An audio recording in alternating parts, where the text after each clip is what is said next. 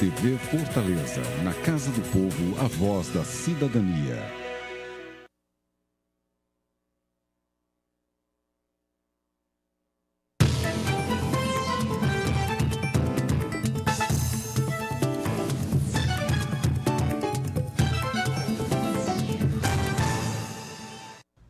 Olá, bom dia. Estamos iniciando pela TV Fortaleza, canal 6 da NET, canal 61.4 em TV digital, o programa plenário da cidade. Antes de entrarmos propriamente na pauta de hoje, vou ler o resumo do que será tratado daqui a pouco na 33ª sessão plenária deliberativa da Câmara Municipal de Fortaleza. Durante o pequeno expediente, o secretário da mesa vai ler 2 projetos de lei ordinária e um projeto de indicação. Esses 3 projetos vão ser encaminhados às comissões técnicas da Casa. E na ordem do dia vão ser discutidas e votadas inúmeras matérias. 11 projetos de lei ordinária em redação final, 3 projetos de resolução também em redação final, 19 projetos de lei complementar. Aí tem projetos em primeira e também em segunda discussão. E também 5 projetos de lei ordinária em primeira discussão, além de 4 requerimentos. E o plenário da cidade está recebendo aqui no estúdio da TV Fortaleza o Dr. Fábio Eugênio. Ele é especialista em reprodução humana e o tema central da nossa conversa hoje vai ser a infertilidade humana e especialmente começando pela varicocele, que é uma doença que pode causar a infertilidade. Doutor Eugênio, obrigado pela sua presença, bom dia. Eu gostaria que o senhor falasse inicialmente então da varicocele, as causas dessa doença e as consequências do caso. Bom dia, Paulo, bom dia a todos que estão nos ouvindo. Bom, a importância da gente falar da varicocele é que, trazendo assim de um modo geral, a subfertilidade, a dificuldade de engravidar dos casais é uma alteração muito frequente, muito mais frequente até do que a gente possa pensar. Estima-se que 15 a 20% dos casais, durante a sua vida reprodutiva, vão encontrar alguma dificuldade para conseguir gravidez. Quer dizer, é um número muito grande, uma prevalência muito grande, 15 a 20% dos casais. A maioria dos casos vão ser resolvidos com tratamentos mais simples ou às vezes até só com a conduta expectante, que é esperar um pouco mais para que ocorra a gravidez. Mas muitos casais vão precisar de um atendimento especializado. Então o casal vai procurar o consultório do especialista para que sejam feitos exames para tentar detectar o que está levando àquela dificuldade de engravidar. E existia um conceito, que esse conceito já é antigo, já caiu por terra, de que a maioria das alterações relativas à subfertilidade eram da esfera feminina, quer dizer, a mulher era quase sempre a causadora. Isso há muito tempo caiu por terra. Hoje em dia o que a gente vê no consultório praticamente é uma divisão equitativa das causas. Em 40% dos casos a gente detecta algum fator feminino, em 40% dos casos a gente detecta algum fator masculino. E em 20% dos casos, às vezes até mais, a gente detecta fatores que estão se associando, tanto do ponto de vista masculino como do ponto de vista feminino. Então a gente vê que, se a gente for considerar de um modo geral, os homens têm alguma parcela de responsabilidade em até 50% dos casos de subfertilidade. Então a gente tem que investigar sempre o casal, sempre investigar o homem. Tá? Então essa ideia de que a maioria dos problemas vinham das mulheres é uma ideia antiga, ultrapassada. O homem hoje participa mais também, vai com sua mulher à consulta, isso é muito positivo. E dentre os fatores masculinos de subfertilidade, um dos grandes vilões, uma das grandes causas que pode levar à subfertilidade masculina é exatamente a varicocele, que é o tema que a gente vai conversar hoje. Então, por ela ser tão prevalente, ela ser tão comum naqueles homens subférteis, né, daí vem a sua importância. Né? E o que seria a varicocele, para a gente explicar inicialmente? A varicocele nada mais é do que uma dilatação das veias do plexo pampiniforme, que drena o sangue do testículo. Tá? Do escroto, do saco escrotal, a região do homem onde estão localizados os testículos.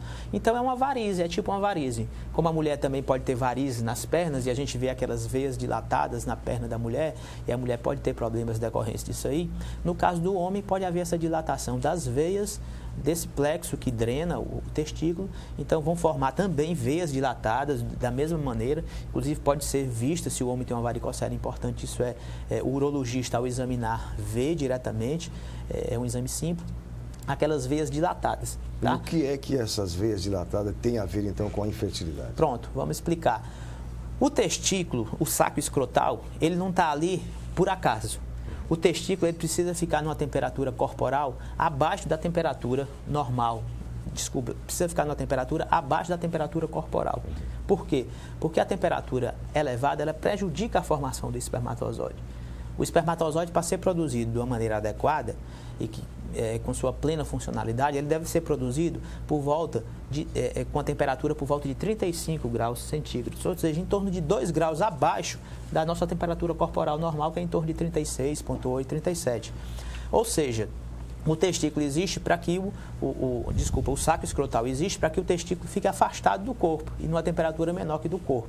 Essa é a função básica ali do saco escrotal. Bom, quando ocorre a dilatação dessas veias, por uma série de motivos, às vezes fatores genéticos, tem homens que às vezes têm fragilidade nas válvulas, que são tipo uns sistemas de comporta que vão ajudando as veias a drenar o sangue para a parte de cima do corpo. Alguns homens têm alteração genética nessas válvulas, outros têm um aumento da pressão nessa região, por algum motivo também vascular. Isso leva à dilatação das veias. Aí o que é que ocorre? Com o represamento do sangue nessa região, ao redor do testículo, aumenta a temperatura, porque o sangue ele carrega calor, né? Qualquer local do corpo que é muito vascularizado, ele tende a ser um pouco mais quente. Então, com esse represamento de sangue, primeiro aumenta a temperatura no testículo e prejudica a formação dos espermatozoides. Esse é um dos mecanismos básicos. E também, por esse represamento de sangue, algumas substâncias tóxicas que deveriam ser drenadas, deveriam ser retiradas rapidamente da região dos testículos, elas ficam lá por mais tempo, como, por exemplo, radicais livres, substâncias produzidas pelo próprio metabolismo das células, que deveriam ser retiradas rapidamente do local para não prejudicar as células. Elas ficam mais tempo no local porque o sangue fica sendo drenado de uma maneira mais lenta, já que às vezes elas estão dilatadas, não estão funcionando de maneira adequada. Tá? Então, esse é outro motivo. E o aumento da própria pressão também, hidrostática, da própria pressão na região do testículo, nos microvasos, pode levar também ao prejuízo da formação dos espermatozoides. Todos esses fatores em conjunto, Paulo, levam exatamente a uma piora da formação do espermatozoide. Então, quando esse homem faz um exame de espermograma, a gente vai ver que existe alteração ou na quantidade, ou na motilidade, que é na velocidade dos espermatozoides, ou na morfologia, no formato dos espermatozoides. E no caso, o homem que tem essa doença, como é que é feito o tratamento? É através de uma cirurgia ou medicamentos? Como é? O tratamento básico, quando é necessário, é através de uma cirurgia, porque nem toda varicocele há necessidade de operar. Tá? Um ponto que a gente tem que ressaltar é que a varicocele, o diagnóstico da varicocele, ele é feito pelo urologista. Tá? O especialista em reprodução humana, no meu caso eu sou ginecologista, eu atendo muito casal em que o homem tem varicocele, porque o casal está tendo dificuldade para engravidar. Agora, o diagnóstico básico é feito pelo urologista. O urologista, examinando o testículo do homem, ele vai detectar se há varicocele. E a varicocele importante é a chamada varicocele clínica, que é aquela que é detectada no exame físico. Então, o urologista, no toque ou na própria visualização, quando é uma varicocele muito acentuada, ele vai ver que o paciente tem varicocele. Quando há alguma dúvida no diagnóstico, ele pede alguns exames complementares. Dentre eles, o mais importante é o ultrassom da região do testículo. Esse ultrassom, então, pode também mostrar essa dilatação nas veias, essa alteração que seria varicocele. Mas aquelas varicoceles que são detectadas apenas no ultrassom, que não são vistas no exame físico, são chamadas as varicoceles subclínicas. Essas aí, em geral, elas não têm uma relação importante com a alteração de espermograma e nem têm relação importante com subfertilidade. Então, a indicação da cirurgia de varicocele no homem subfértil, no homem que está tendo dificuldade de engravidar a sua mulher, ela preenche alguns requisitos. É necessário que, primeiro, exista a varicocele clínica, ou seja, que seja detectada no exame físico. Segundo, que esteja alterando o espermograma, porque nem toda varicocele altera o espermograma. Tá? Então, 15% dos homens normais férteis têm varicocele. Tá? Mas não sabe. E, às vezes nem sabe, porque é uma coisa leve e não está alterando nada na vida dele. Tá? E nesse caso, é o que a gente diz, já que não está alterando nada, não obrigatoriamente há necessidade de cirurgia. Tá? A necessidade de cirurgia, do ponto de vista físico, para o homem, é determinada pelo urologista. Do ponto de vista de medicina reprodutiva, seria nesses casos que eu estava falando, que seria o homem que tem uma varicocele clínica, que está alterando o espermograma dele, que o casal é realmente subfértil, está tendo dificuldade para engravidar, e que não tem nenhum fator feminino. Então, você avalia a mulher, e a mulher está toda normal, tem pequenos fatores que podem ser facilmente corrigidos. Então, se tudo isso está presente ao mesmo tempo, aí há uma indicação formal de que seja operada essa varicocele, tá? Para que a gente tente melhorar o espermograma e melhorar a fertilidade do casal. E no caso do paciente que tem essa varicocele e é feita a cirurgia, ele imediatamente passa a ficar normal na questão reprodutiva? Isso também é variável, porque muitas vezes o homem opera a sua varicocele e o espermograma não melhora. E aí vem aquele questionamento, por quê? Muitas vezes pode ser que a cirurgia não tenha sido bem indicada. Sejam aqueles casos que a gente falou de varicocele subclínica, que é detectada só no ultrassom, ele tinha um espermograma alterado, foi indicada a cirurgia, mas na realidade a alteração do espermograma dele não se devia àquela varicocele, porque ela era muito discreta. Então ele opera e não tem nenhuma melhora. Então, na realidade, foi uma indicação cirúrgica que não foi muito feliz. Tá? Muitas vezes também, os fatores relacionados à infertilidade masculina, eles são multifatoriais, quer dizer, não é só a varicocele que está causando. Às vezes é um hábito de vida alterado do homem, nutrição não adequada, sedentarismo, tabagismo, quando o homem é tabagista, excesso de ingestão de bebidas alcoólicas, tem vários fatores, o próprio estresse, poluição, substâncias químicas presentes nos alimentos. Então, a infertilidade masculina, a alteração de produção de espermatozoide no homem, ela é multifatorial. Tá? Então, às vezes existe a varicocele, mas ela não é o único fator. Então, também o homem pode operar e não melhorar imediatamente.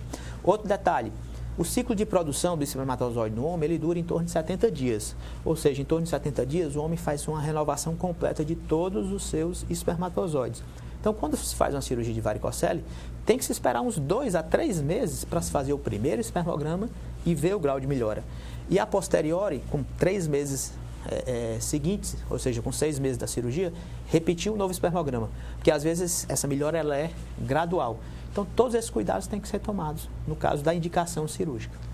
Muito bem, doutor. Existe assim, no popular, na linguagem popular, as pessoas diziam antigamente que, eu não sei se era sarampo ou varíola, que quando uma criança tinha essas doenças, tinha que ter cuidado, porque podia recolher e podia ficar infértil. Isso aí é tabu? O que é não, isso? Não é tabu. Na realidade, a doença que você fala é a cachumba, que é a parotidite. Né? O vírus da parotidite, que atinge principalmente a glândula parótida, né? A criança fica com aquele queixo inchado, né? Antigamente tinha mais esse tipo de doença, hoje em dia a gente vê menos. Mas o vírus da cachumba, ela tem uma predileção também pelo testículo. Então, além da parotidite, ela pode causar a orquite, que é a inflamação do testículo. É o que se diz popularmente que a cachumba desceu. Desceu, exatamente. Né? Então, inflama o testículo. E ele é um vírus muito letal para o tecido germinativo do testículo, ou seja, para o tecido que produz os espermatozoides. Então, se for um grau acentuado de orquite, ou seja, de inflamação do testículo, devido ao vírus da cachumba, pode haver, inclusive, uma parada total da produção de espermatozoides, que a gente chama de azospermia. Então, muitos casos de azospermia que a gente detecta, o que é azospermia? Só explicando, é aquele homem que faz o espermograma e vem lá 0 de espermatozoide. Nenhum espermatozoide no ejaculado, no sêmen do homem. Então, a gente vai investigar o porquê. E quando existe uma causa infecciosa, quase sempre é a parotidite, tá? Então, não é tão incomum como a gente pensa. Isso é uma verdade. Esse vírus ele pode atingir o testículo e causar problemas sérios do ponto de vista reprodutivo a longo prazo. Então, no caso, é uma preocupação pertinente das famílias, né? Pertinente, sim. Muito bem. O plenário da cidade vai agora fazer um breve intervalo. Daqui a pouco a gente volta conversando com o doutor Fábio Eugênio a respeito da varicocele e também da infertilidade humana. Até já.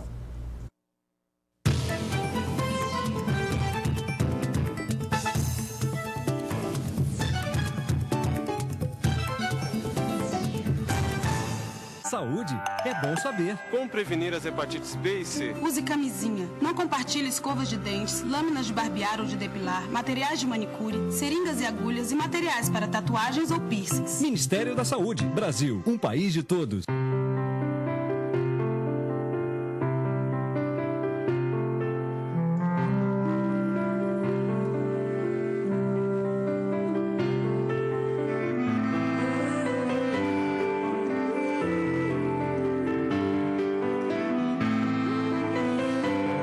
Essas pessoas receberam sangue e nasceram de novo.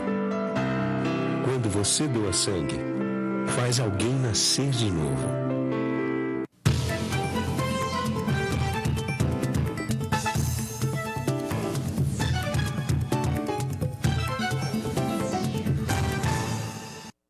Estamos de volta com o plenário da cidade pela TV Fortaleza, canal 6 da NET, canal 61.4 TV Digital. Daqui a pouco, no plenário da Câmara Municipal, nós teremos a 33ª sessão plenária deliberativa deste semestre.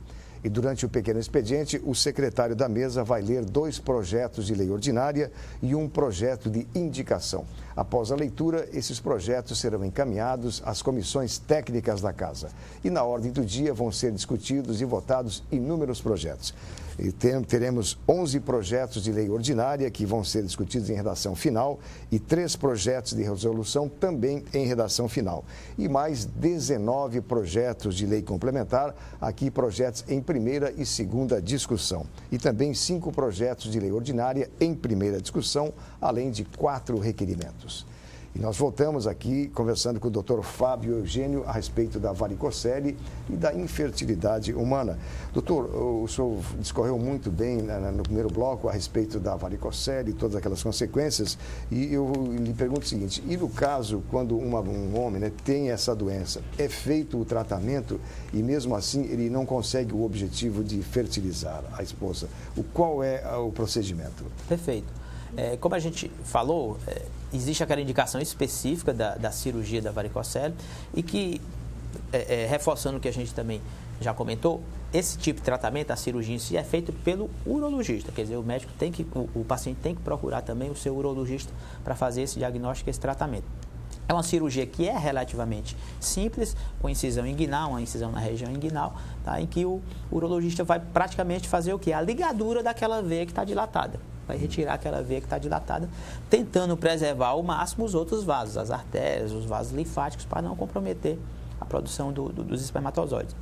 Então, em muitos casos de casais subférteis, em que a varicocele está causando uma alteração no espermograma, que o casal não tem nenhuma outra alteração, mas está com dificuldade de engravidar, trata a varicocele, faz a cirurgia, o espermograma melhora e o casal consegue uma gravidez muitas vezes natural, espontânea. Mas tem casos em que isso não acontece. Então, há casos em que se opera a varicocele e não há uma melhora do espermograma.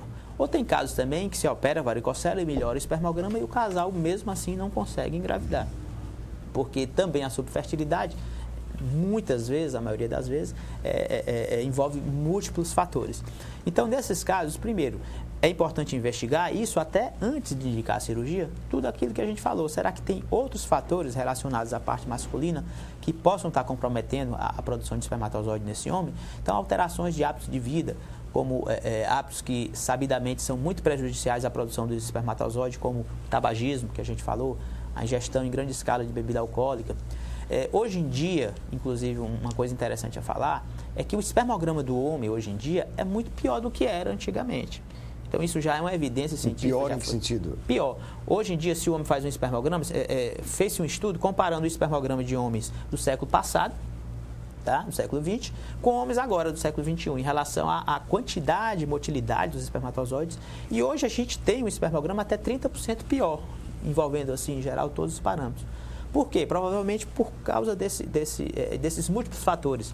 Substâncias químicas presentes nos alimentos que nós ingerimos, a maioria das vezes, sem saber, poluição, hábitos errados de vida, como estresse, sedentarismo, uma alimentação não balanceada. Então, tudo isso que no dia a dia a gente acaba fazendo quase sem perceber, tá? E isso influi na fertilidade, tá?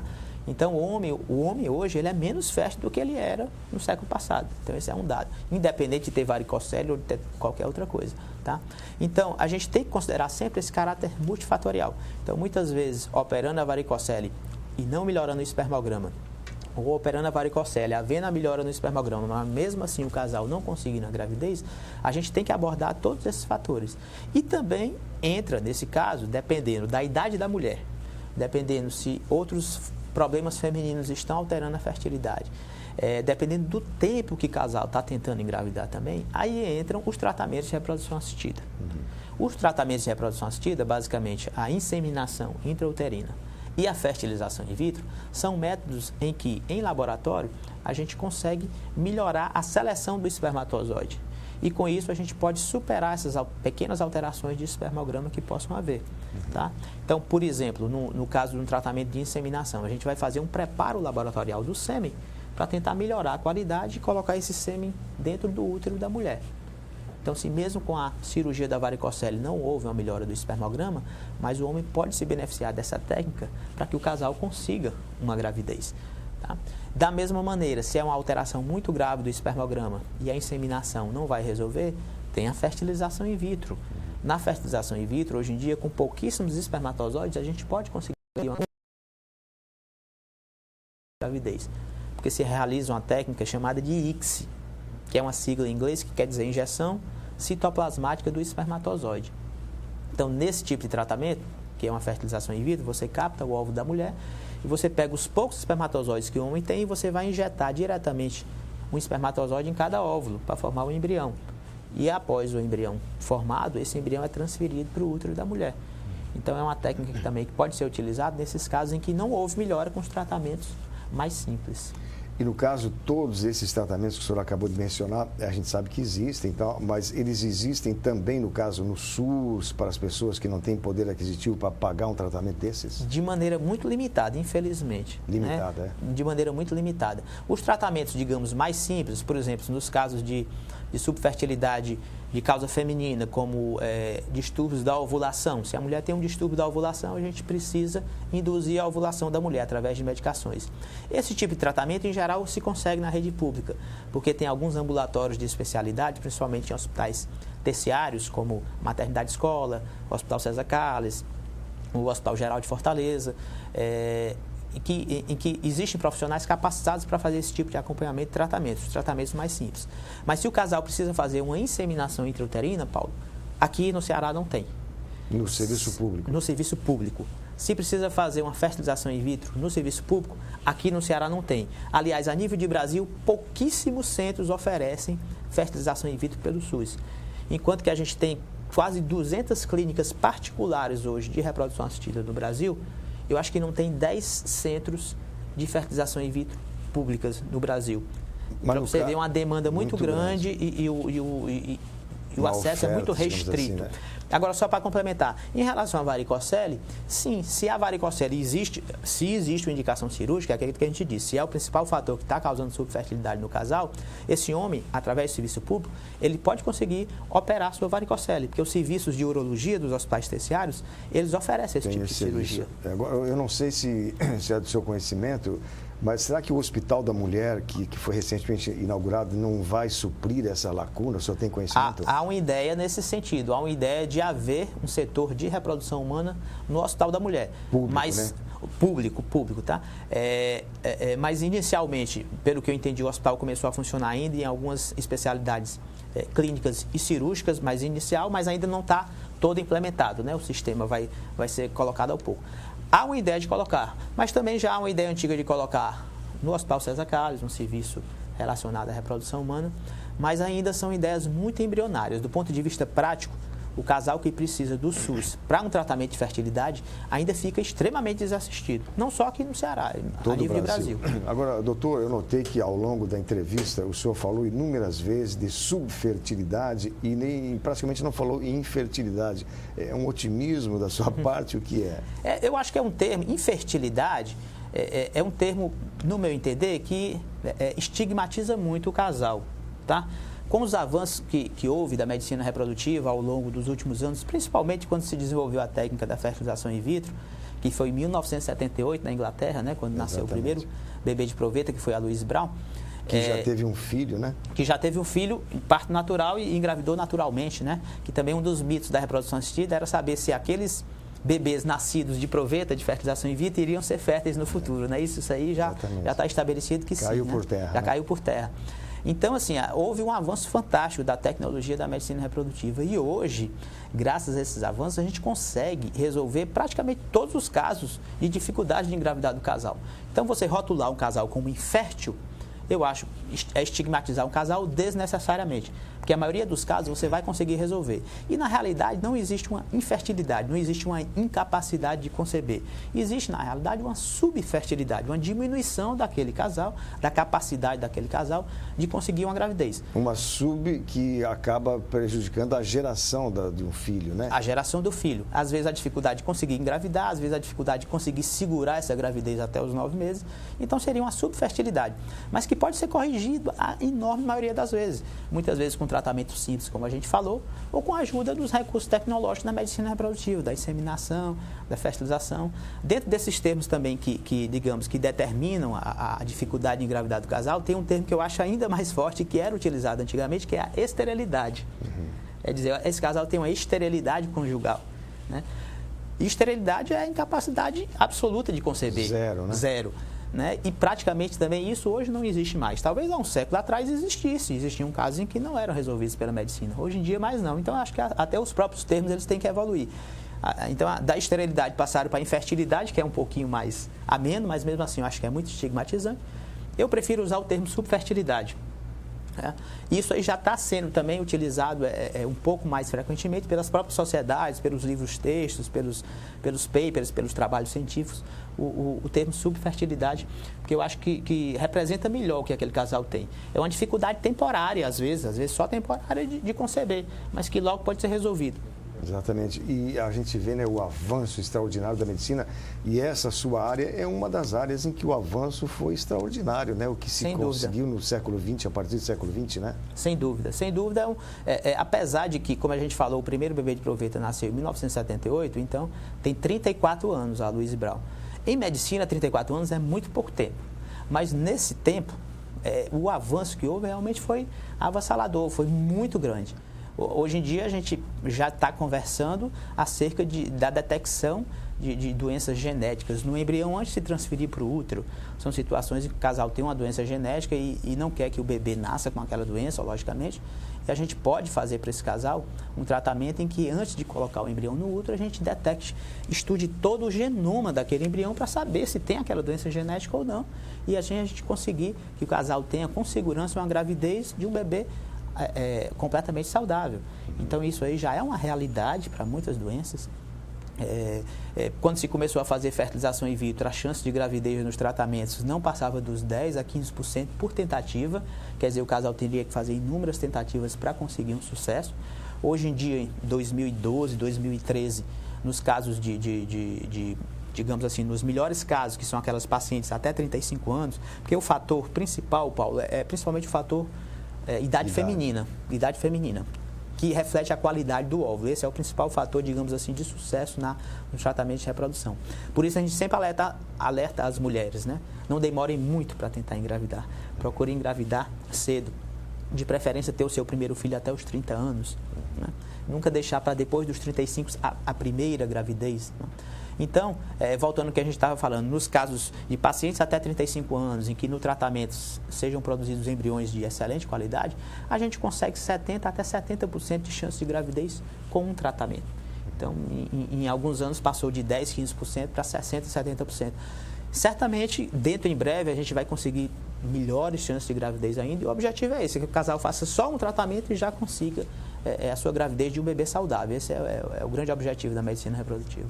E também o fato de o senhor falar que existem já 200 centros de reprodução humana no país é um número muito alto. Muito, né? alto. A medicina reprodutiva do Brasil, a nível mundial, ela é muito bem conceituada. Muito bem conceituada. Né? E assim, os centros do Brasil, eles têm tecnologia que anda par e passo com qualquer centro no mundo, os resultados são muito bons. Né? Os casais, hoje em dia, eles se sentem mais à vontade para procurar as clínicas de reprodução assistida. A gente nota que a procura tem aumentado exatamente por desses fatores que a gente falou, que a mulher, o casal, né, tem adiado a primeira maternidade. Né? A mulher quer primeiro estudar, quer se formar, quer ter uma sua profissão estável para depois sim engravidar. Só que essa decisão racional, ela deixa um pouco de lado a decisão biológica, porque na natureza, para a natureza, quanto antes a mulher engravidar, melhor. Então, quando o casal posterga a primeira gravidez, começam a surgir algumas dificuldades. A própria varicocele que a gente está falando é uma doença evolutiva. Às vezes o adolescente tem uma pequena varicocele não detectada e isso aí vai evoluindo quando adulto jovem ou quando uma idade maior. Então, sempre que se posterga uma primeira gravidez, pode haver uma dificuldade maior. E isso leva a uma maior procura do especialista, exatamente por dificuldades que esse casal possa ter para engravidar. Muito bem. E no plenário da cidade, nós agradecemos ao Dr. Fábio Eugênio, especialista em reprodução humana, por essa verdadeira aula que nos deu aqui na TV Fortaleza. Dr. Fábio, muito obrigado pela sua presença e sucesso também na sua clínica. Obrigado. Bom dia. Bom dia. O plenário da cidade vai ficando por aqui. Nós estaremos de volta amanhã neste mesmo horário. Muito obrigado e até lá.